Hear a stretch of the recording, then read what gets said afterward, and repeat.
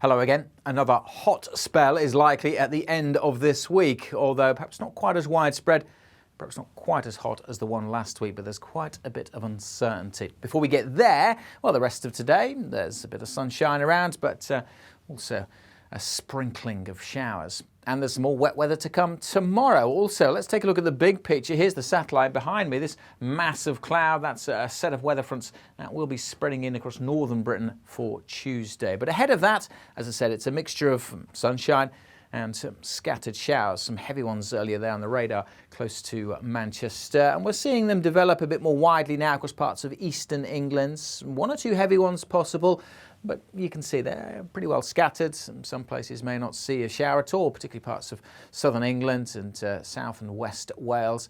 And elsewhere, even where the showers do occur, they won't last all day. There'll be some sunshine, which will lift the temperatures into the high teens across much of northern Britain, further south into the mid-20s, possibly in a few places with relatively light winds.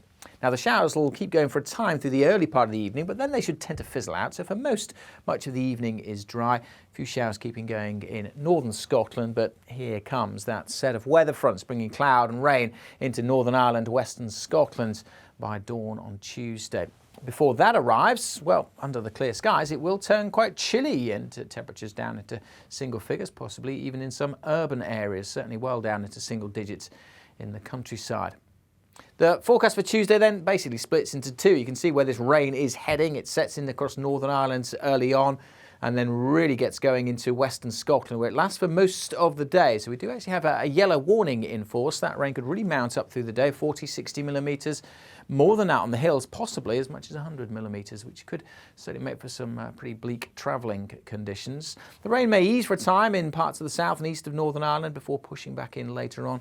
The rain will spread to eastern and northern Scotland, but here there'll be some drier spells as well. Bit of drizzly rain, maybe northwest England, especially over the Cumbrian mountains, maybe the hills of Wales. But for a good part of England and Wales, it's a dry day, and further south and east you are, better chance of seeing lengthy spells of sunshine through Tuesday, which will again lift those temperatures, 24, 25 degrees.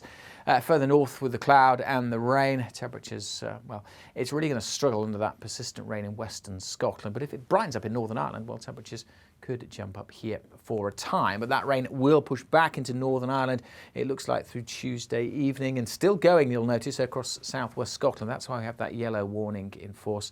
It's pushed more widely into southern Scotland, perhaps northern England on Tuesday evening. That's tied into this set of weather fronts, and then we kind of get a few more coming in on Wednesday, but again, they never really reach East Anglia or the southeast before they fizzle out.